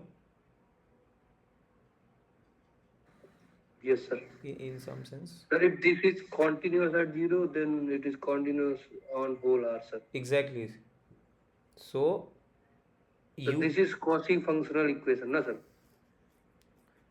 This F of additivity x you are plus y is saying, equal to, no, sir. I am this asking one. that the equation f of x plus y is equal to f of x plus f of y is called Cauchy functional equation. So you understood the idea, right? Yes, sir. So Taking such a sequence, sir. exactly. So this is basically linear property. I mean, this is called linear kind of thing is there, right? So if you go to this linear transformation on and everything, when you do this linear algebra, there you saw that showing continuity at 0 is enough to conclude everywhere. Oh, yes, sir. Yeah. So now here the thing is opposite. So it's given at x naught. So from here you have to just deduce that it is continuous at 0 and hence everywhere, like kind of that. So its continuity at just one point will give continuity everywhere. But here you have to prove that it is uniformly continuous. So that delta should not depend on x and y. That's all. And from here you can see that it's kind of same as saying that it's continuous at 0, because here you can see I can, or like if I fix my x naught, then this delta is not going to depend on my points, kind of, right? So to start with, so let us first try to use that my function is given to be continuous at x naught, and then we'll just rewrite it. That's all. Okay. Now, so this is one thing. So f is continuous at x naught implies there exists delta greater than 0. Okay, so now this delta is depending on x naught. So let me write x naught such that, because I am using the continuity, so I cannot say this delta is independent of x naught, such that f of x minus f of x naught is less than epsilon if x minus x naught is less than delta. And this is telling you that f of x minus x naught less than epsilon if x minus x naught is less than delta, and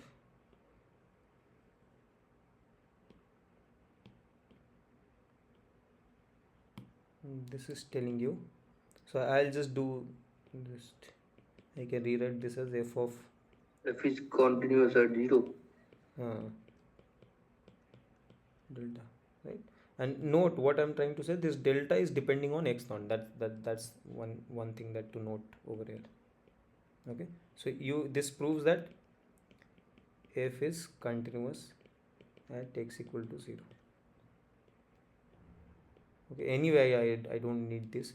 What I need is just this one only. Okay, so now f of x minus, so what I wrote, so this is f of x minus y. Okay, and I know that this is less than epsilon if this mod of x minus y is less than delta by star. Okay? And now this delta is just depending on my x0 point. Okay, so if you want, you just remove this. I don't need this fact. But this is what it means, that it's continuous at 0. So this is what you get, and this proves, so this delta is independent of x and y, and this proves that the function f is uniformly continuous. Okay, uniformly continuous on R.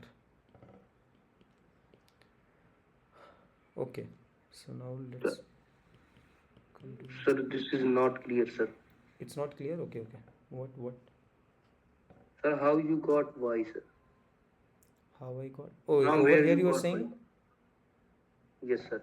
No, I'm saying y I'm assuming is to be x minus x naught. Okay, sir. It's just Sir, way of rewriting it. That's it. but y is dependent on x naught, na? Yeah, y is depending on x naught. No, what it So, says. See, what this line mean? From here, you just look at the above line. It says that my function value is going to be small if my x is close to x naught. It's other yes, way of sir. saying that if my y is close to 0, or this x minus x naught if you see as y, if my y is close to 0, the function is very small. Isn't it the same thing? This is same, sir. Yeah. But from there, how you concluded that modulus of f of x minus f of y? This This one, thing is independent of, maybe sir. let me use some other notation that might clear the confusion. So let me say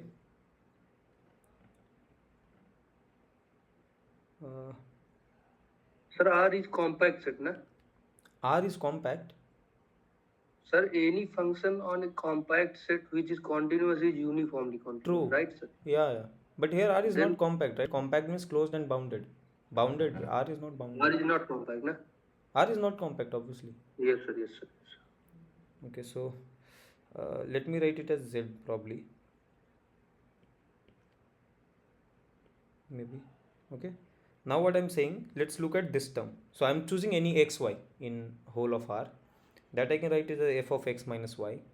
Okay.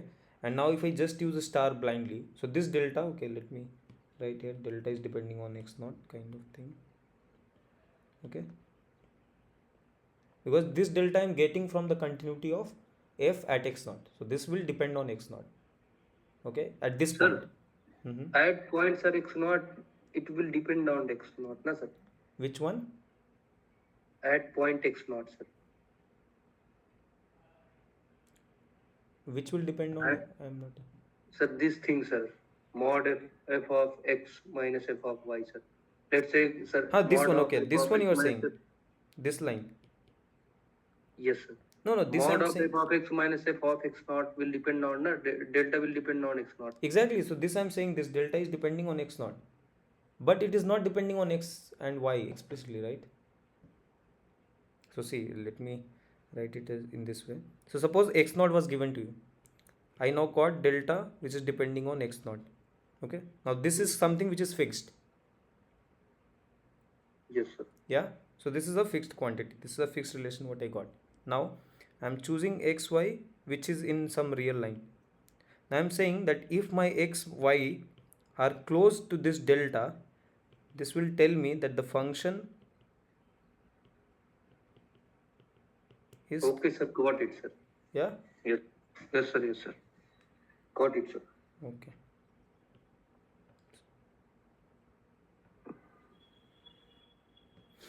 Okay. So now let's go to the next problem. Any continuous function or R need not be uniformly continuous, no, sir?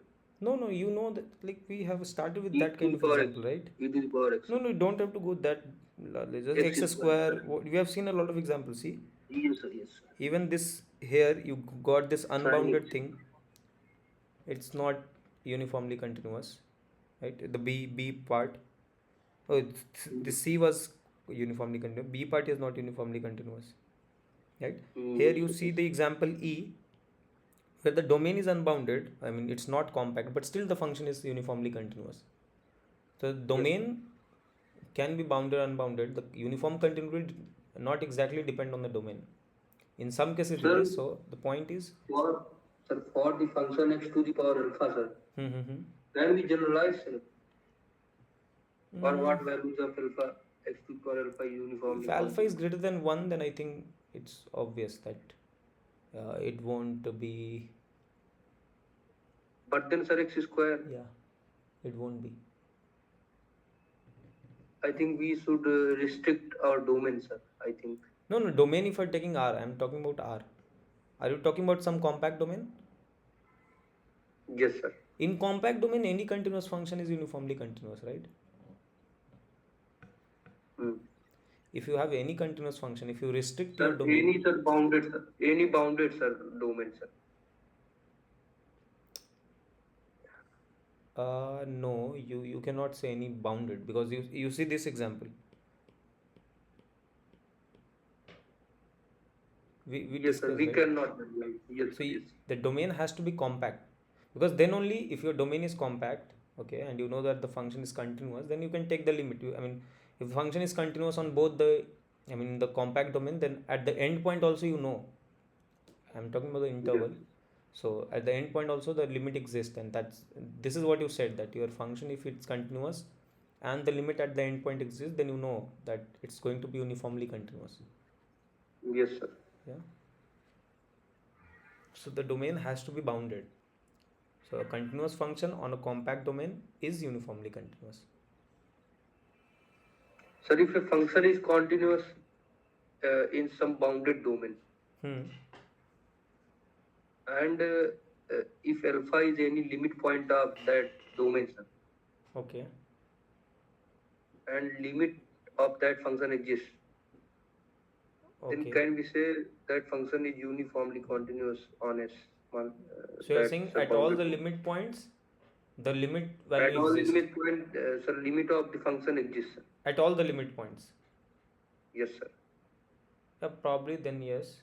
Okay. So okay, what you are saying is, so let me rewrite it. So what you're saying. So suppose f is a function from I to R. You're saying I is bounded. Okay. Now you are saying that limit. Okay, I can prove it. So you're saying limit of fx exist, x going to Finitely. alpha exist for any alpha Sir, exists belonging to. finitely. Uh-huh. Limit should be, sir, finite. Yeah, exist means finite. Okay. It's finite for any alpha in I closure, right? This is what you're saying, or I prime, Yes. to be more Right. specific. Okay. Now you see, I can say extend this function g I closure to R. I'll define it as g of x will be equal to f of x if your x is in I. Okay. And I'll define it as limit x going to alpha f of x. Okay, so alpha plus or minus whatever it is. Okay, I'm not, so Yes. it depends. So how should I write it? So maybe it can be depending on the point, what point it is, because you know that if you That, suppose, sir, alpha belongs to I prime, sir. Na? haha, if alpha belongs to I prime, then either right hand limit or left hand limit. So maybe I should write it as in this fashion: x belonging to alpha plus fx, or limit x going to alpha f minus f of x exist. Okay, suppose I define in this way, then I know that g is continuous, right? Because f is continuous on I, and the way I'm defining at the limit points, I know it is continuous there, right? Because this is how I'm defining my function, that the function value should be equal to the limit. Yes, sir. Yeah, so g is Yes, continuous. this is uniformly continuous. So this would imply g is uniformly continuous on I closure. Why? Because I closure is a compact set, because I is, so we are in R, so I is bounded, so I closure is bounded. Okay, and Closure yeah, is I, closed. and closure is closed, so it is compact set, so g is uniformly continuous. and this in particular would mean G is uniformly continuous on I, and this would mean F, because G is equal to F, so F is uniformly continuous on I, right? So G is equal to F on I.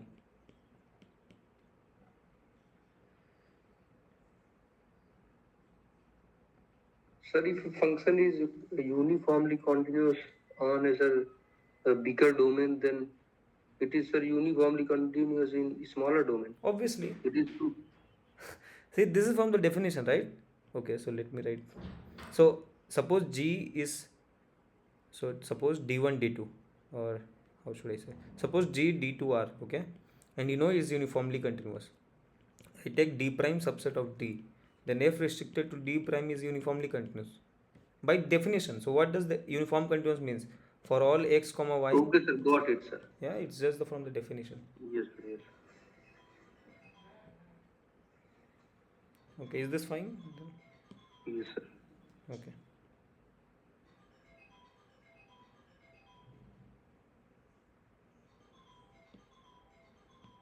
In fact, the argument what I gave is same as when you want to prove that if your function is continuous on, let's say, so if your function f, so this one I wrote one problem that if f is continuous and if the limit exists at the endpoint, then f is uniformly continuous. This is exactly how you prove it.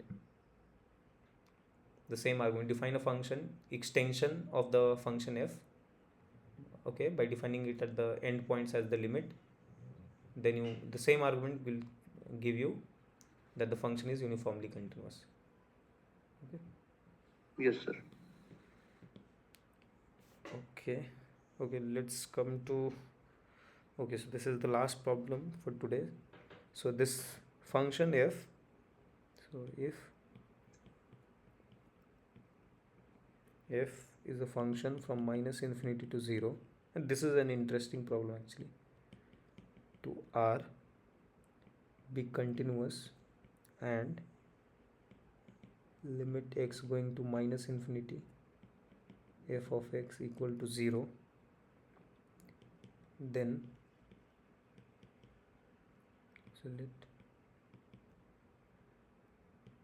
so prove that f is uniformly continuous on minus infinity 0. So have you seen this kind of problem? Yes, sir. You can replace, sir, 0, sir, by any number, sir. By any number. Let me think.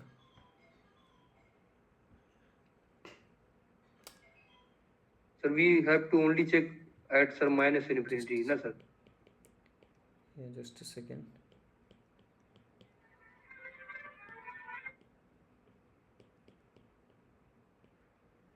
Then I think that's not, let me see.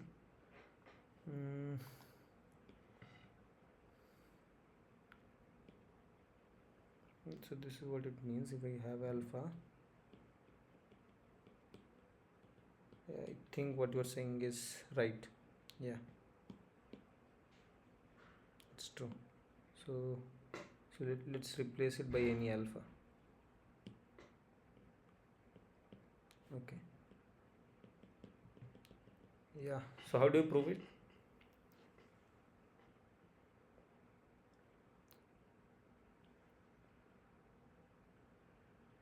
Sir, we only need to prove, sir.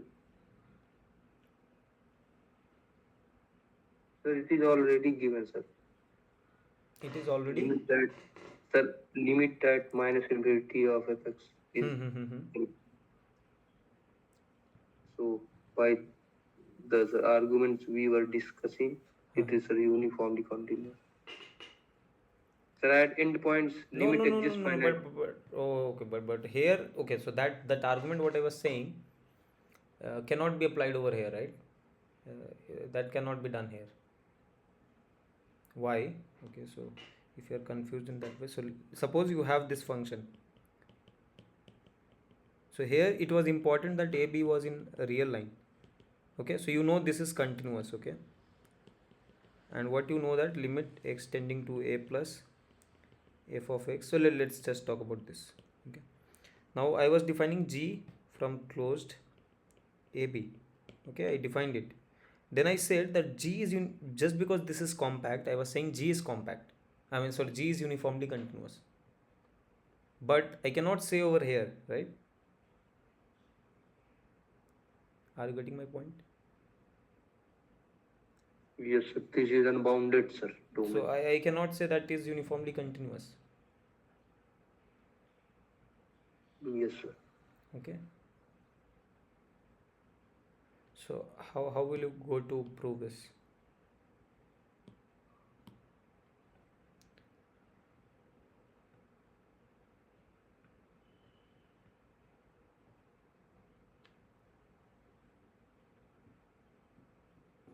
Okay, what is the definition? But we only need to check at sir minus infinity, na sir? Sort of, yeah. What you are saying is intuitively, yeah. This is what you have to do. And why so? Why are you saying that?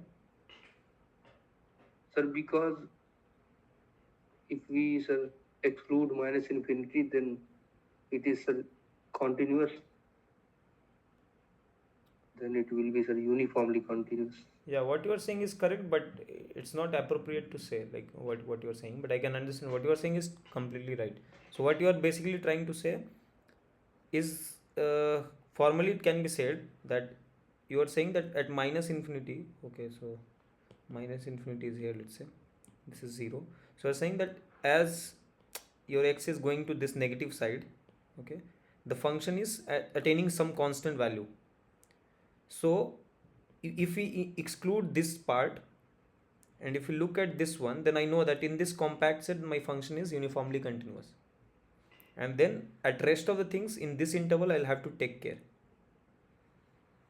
Okay, Yes, so sir. you cannot directly say that just remove the infinity minus infinity, because that's not anyway in our domain.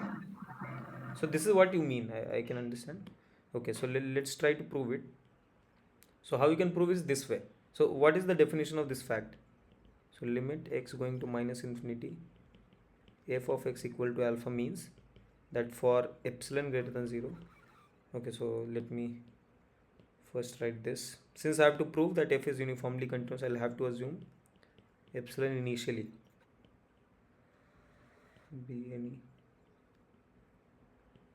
Okay, and now what you know is that this limit exists. So this implies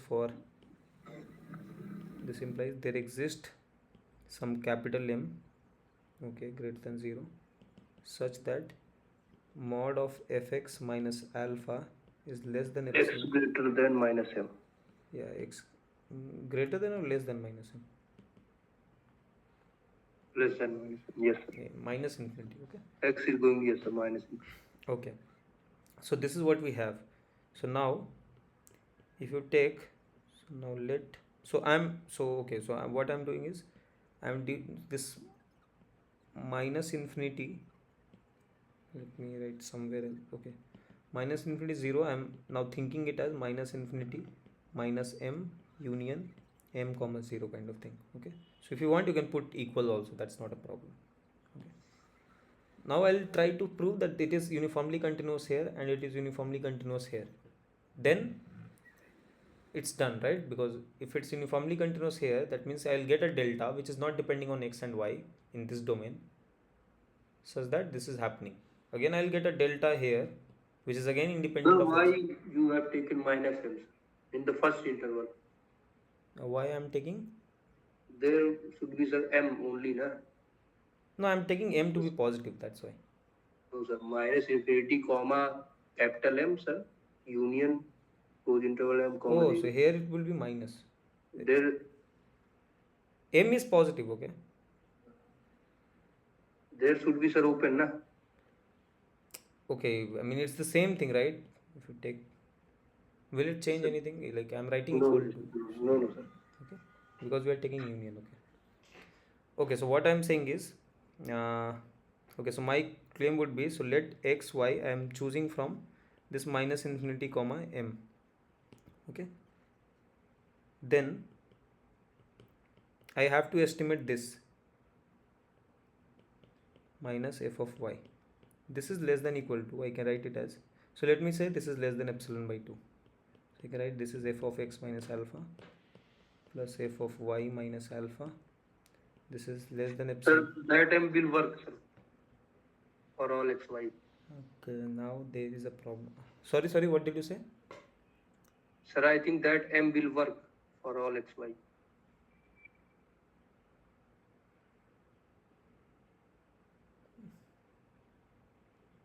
I'm not able to understand. What did you say?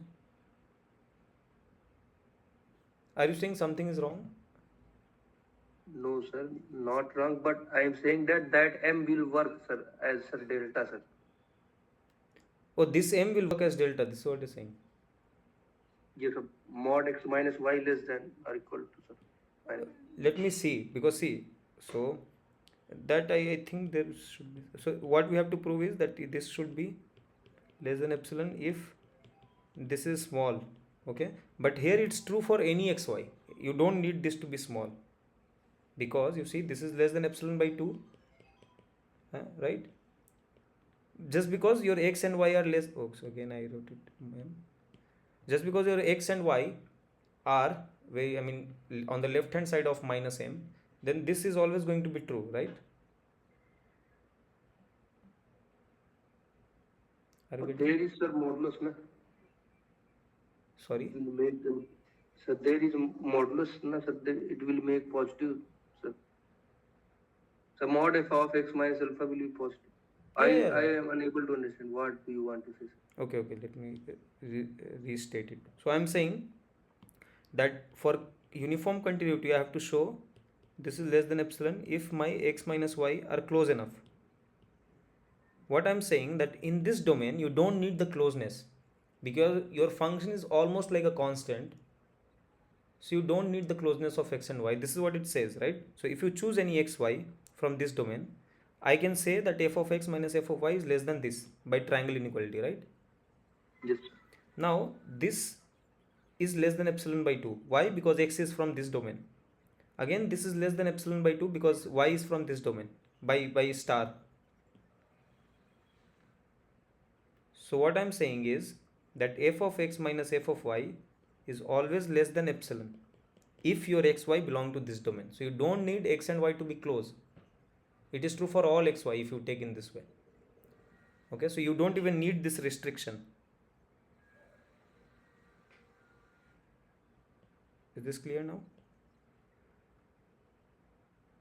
Okay, I think they still, so okay, so let's forget about this as of now.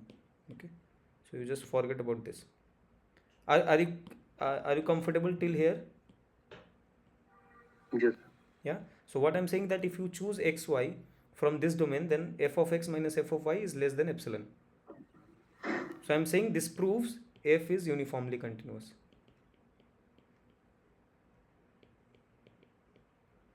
Is this fine now? Yes, sir. Yeah, that's enough. So generally what I was saying is, sir, we can write also here, na, modulus of x minus y less than m, sir. no, that is a different thing, right? Okay, so no, we can write here. No. M is not delta. See, so this is 0. This is minus m.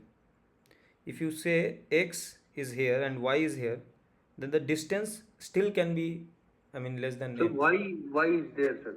We are only, sir. Okay, if you are considering saying it is here, then obviously, then I am saying that you can say it, but it's not needed. So we are only checking at sir, that interval, na, Yeah, sir, yeah, minus infinity to minus m. True. If that is there, then you don't even need to say anything because it is always going to be very small. So but we can also write, no, modulus x minus Yeah, y you can less write, than okay, m, sir. Sir, for to make things clear, sir. But I'm saying that when you write this, you again, okay. If you want, you can write it. Okay, fine. You want to make. Sir, I understood your point, sir. You can write if you want. But the point is, when you write this line, you should also mention that xy belong to this thing. Sir, you have already written, sir. No, but see, when I'm. That above line, sir, let xy belongs to minus infinity. Yeah, if you consider it as one case, then yeah, you can write it. But what if I write this one? Okay, if I write this one, then this will tell me that you only have till here. Let's say if m is 5, then you only have till 10, right? So x and y should be close in this domain. But how should I say, if you want to, okay, I cannot say anything. If you want, you can write, obviously. You can write any delta. I mean, there's no restriction. For any delta greater than 0, it's true. So you don't have to specific to m. I'm saying any positive thing is going to work. Generally, why I'm not writing m is because m is very large number. Okay, generally when we write this thing, we assume that this should be very small. Yes, sir. Okay, so if you want, you can write m, not a problem. Okay,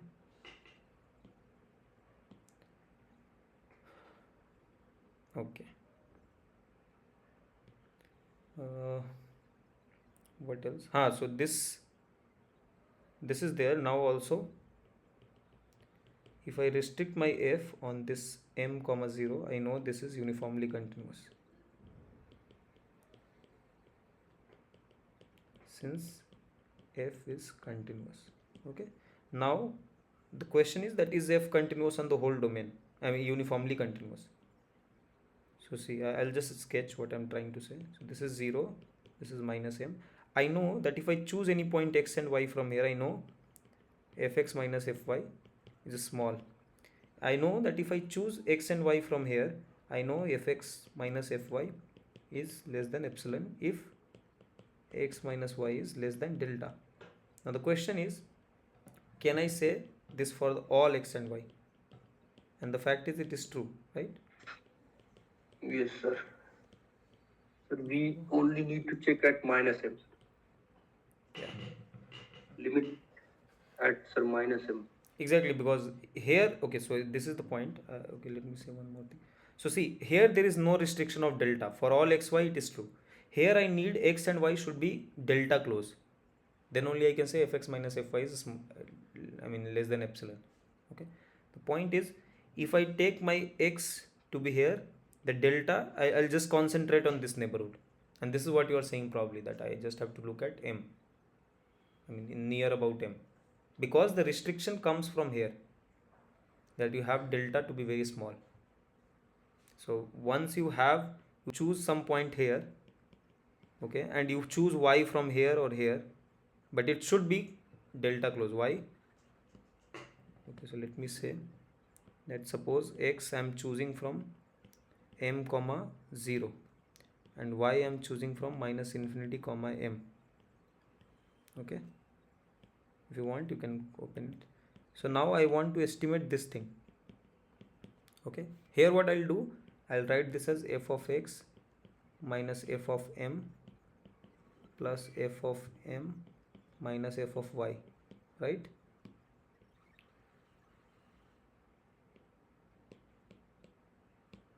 And I know, so x is from this part, so this will be small if, so for this one, if my x minus m is less than delta, right? And this fm minus fy is always going to be less than epsilon, right? So here, okay, if you want, so that's why I was writing here closed, okay, because you can include this point also, it's not a problem. Okay, otherwise you take some m minus epsilon, it's not a problem, but okay, anyway.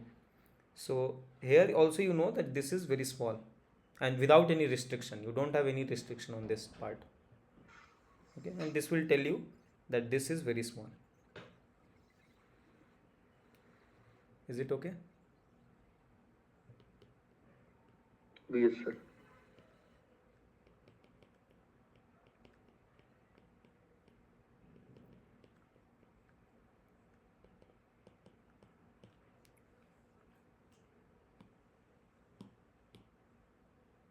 Sir? Yeah. Sir, can you explain once more, sir, Yeah, that sure, thing sure. that Sure. for that interval minus infinity to minus m? Yeah, sure. This will be true for all xy. See, I have that limit x going to minus infinity if x is alpha. So that would, just by definition, I know this kind of estimate is true. Now I choose any xy from this interval. So I am estimating this fx and fy. So fx minus fy, I can write it as fx minus alpha plus fy minus alpha. Right? I'm just adding and subtracting alpha. I know Okay, that sir. this, Got it, sir. Got it. got it?